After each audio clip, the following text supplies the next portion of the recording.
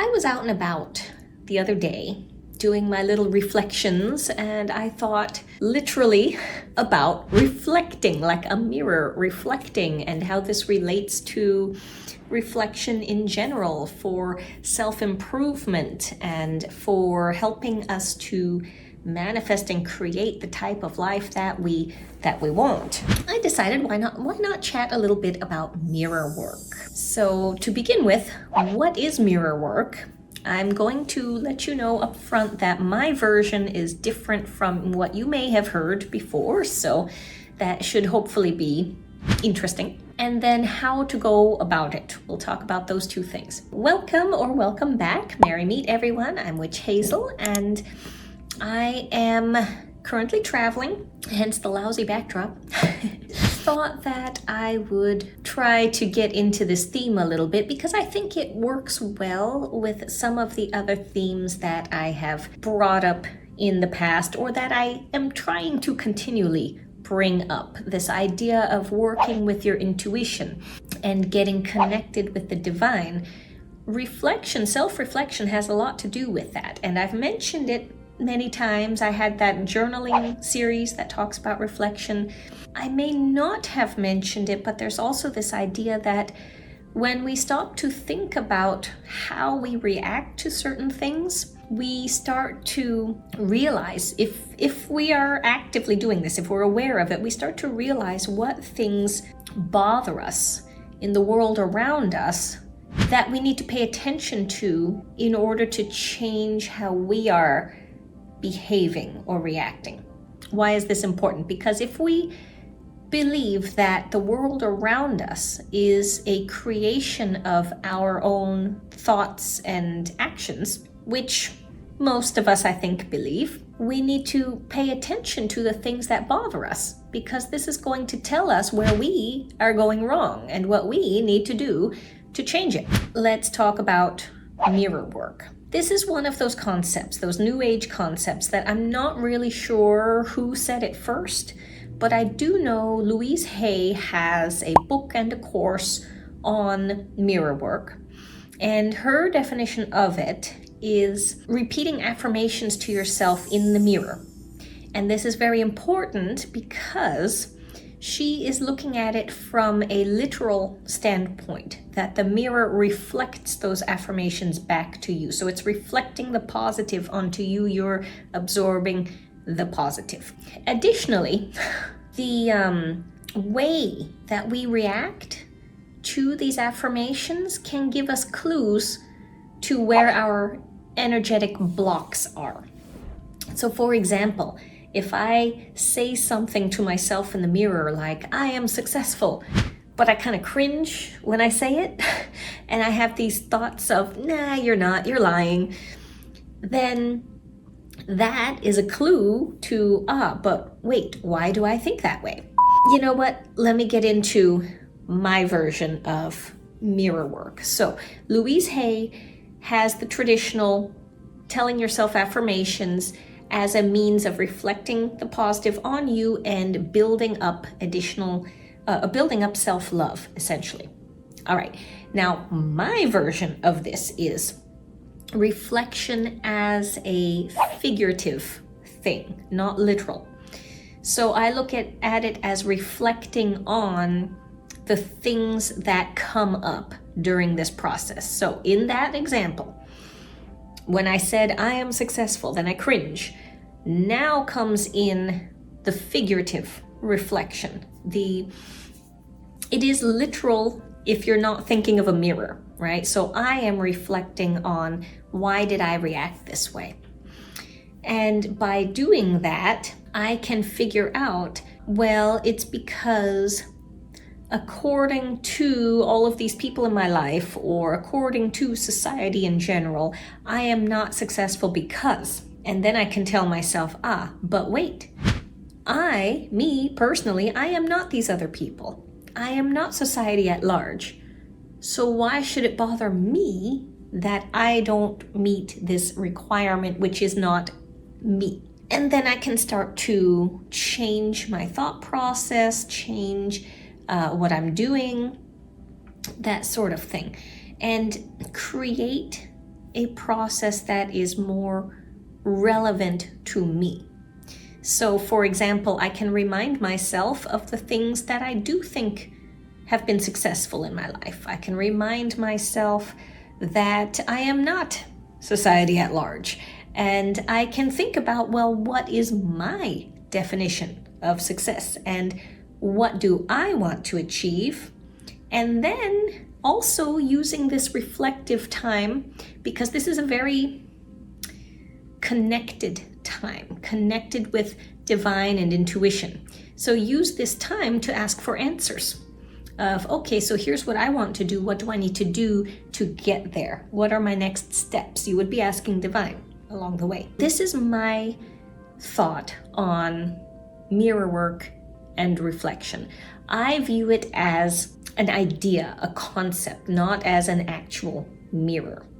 Although that exercise of affirming in front of the mirror can be very useful, because you can actually see your reactions and your hesitations that way. So if we are not used to recognizing those reactions, if we're just in our head thinking about it, then the mirror exercise would be a very good way to do that. If we want to do mirror work, and we're going to define mirror work in this case as reflection on the self and creating change based on that reflection. How do we go about doing it?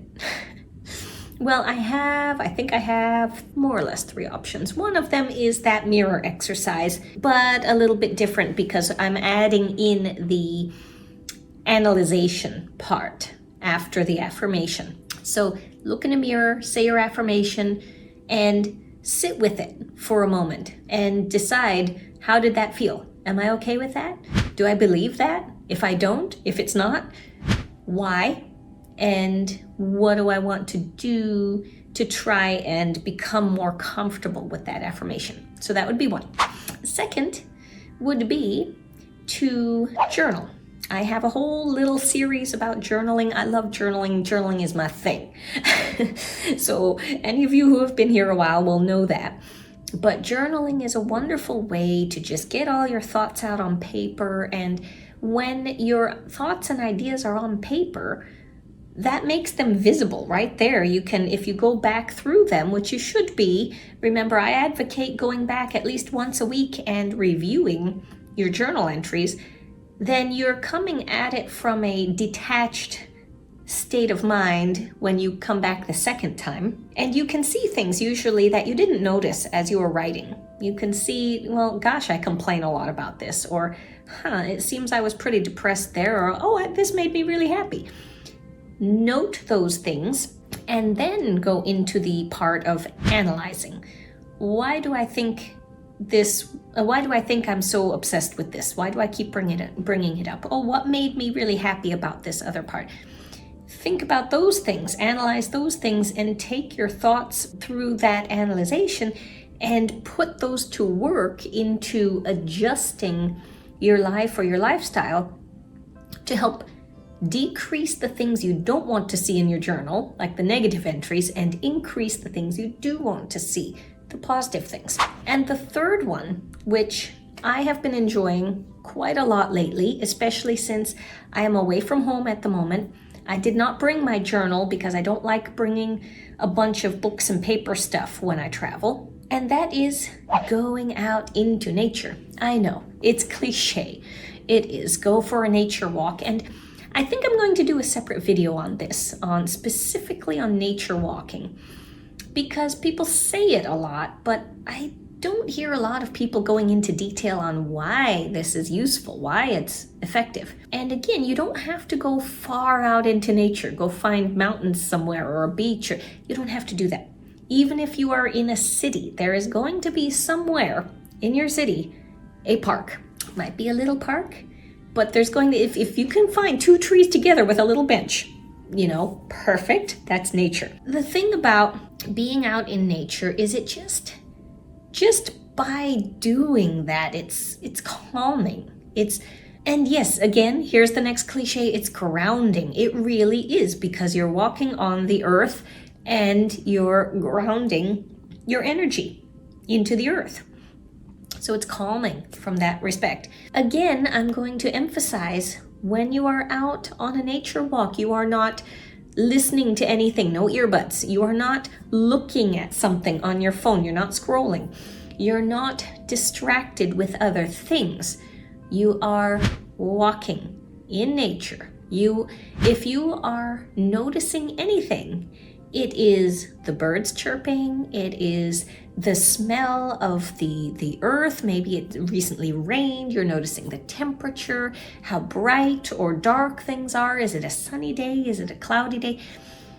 You are being present in that moment of walking. This is important because that is the time when we connect to the divine, because we're letting go of all the chatter in our heads. We're not emptying it out, but we are not focused on it. And when we're not focused on all that internal chatter, then that makes us more open to that divine energetic connection.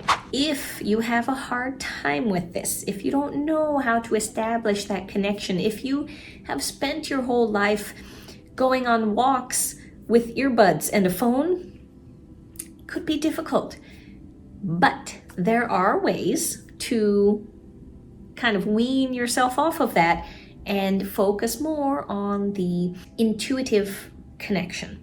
So if you have not already, take a look in the description. I have a free little booklet on it's a 4-step guide to enhancing intuitive power. Take a look at that. It has some suggestions in it. Also, if you feel that you may just need to chat with someone on how to get started with living a more witchy or spiritual lifestyle, I have coaching available. The first session is absolutely free. Go ahead and set up a call with me. I love chit-chatting with folks, so that's an option. And lastly, if you are not sure what resources might be best for you, if you're not sure what step to take next, and you enjoy tarot readings, that is also a very good way to have your thoughts and ideas confirmed or changed. I guess that's not the best word, but is to ask the cards, because the cards are a great tool to connect to your intuition. I have tarot readings available as well. They were closed for a long time. They are now open again.